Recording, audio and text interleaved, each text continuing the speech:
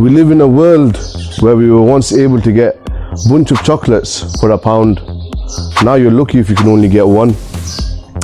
So imagine how it's affected people globally on fuel prices.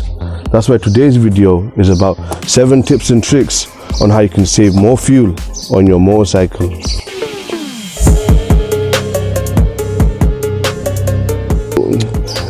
Improving fuel efficiency on your motorcycle involves 3 things: proper maintenance, riding habits, and some minor upgrades, which I'm going to get into in this video. So let's get started. In point number 1, we have maintaining your motorcycle.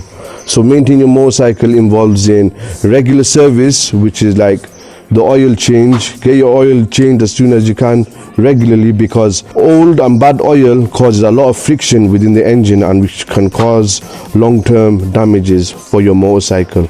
And another one is changing your air filter.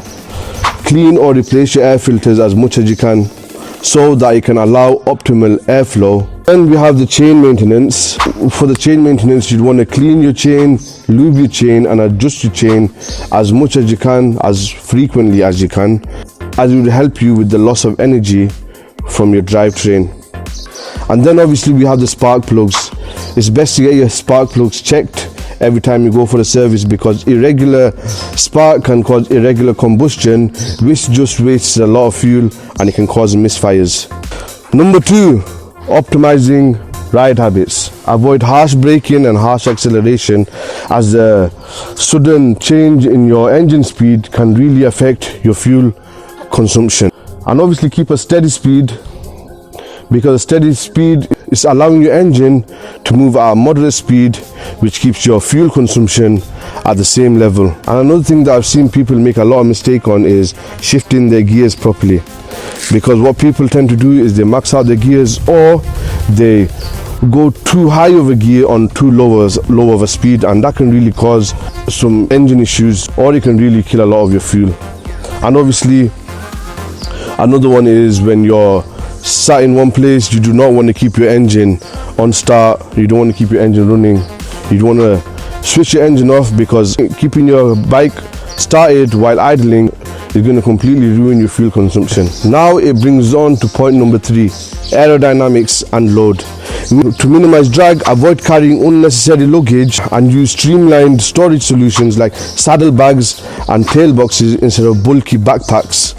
And obviously you want to ride solo when possible, because riding with a pillion adds on extra weight. Extra weight is extra load, and obviously your bike has to work extra harder.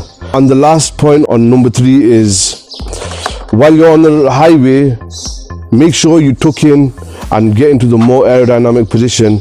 Obviously with a naked bike, you've got the upright position, so you can't really tuck in, whereas these bikes, because we've got the windshields, we can really tuck in with our helmet, because we have the spoiler design with a little helmet with a spoiler design here. This can really add to your aerodynamic effects. So yeah, so now we are on point number 4, fuel quality and usage. Use quality fuel.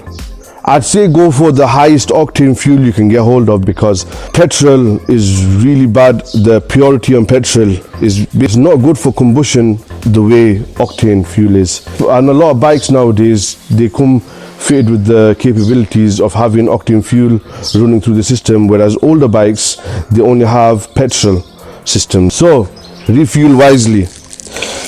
Overfilling your tank can cause leaks, and it can cause the extra fuel that you filled up to evaporate. Avoid overfilling. Maintain an appropriate level of fuel to help reduce the bike's overall weight. Which brings us on to point number 5, lightweight modifications. Obviously for the lightweight modification, this is as simple as you can get.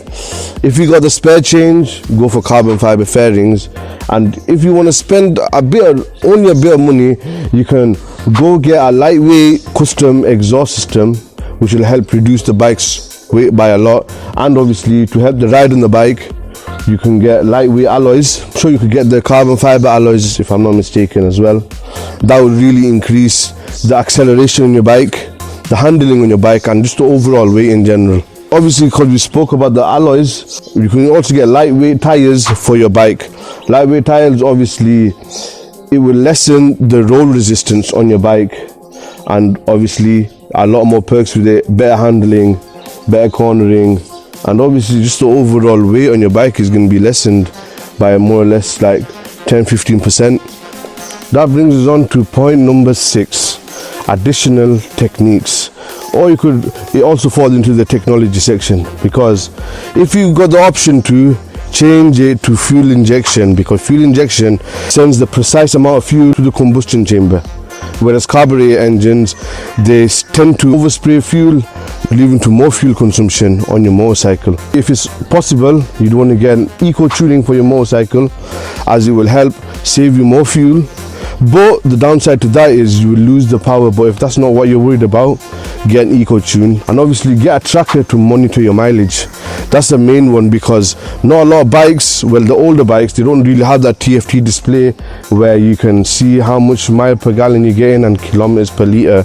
Whereas if you get an aftermarket fitted one, you'd get a very good understanding on how much fuel you're saving, and also you could connect it to your phone. So number 7, this is the main one that you should take into mind, is to plan ahead.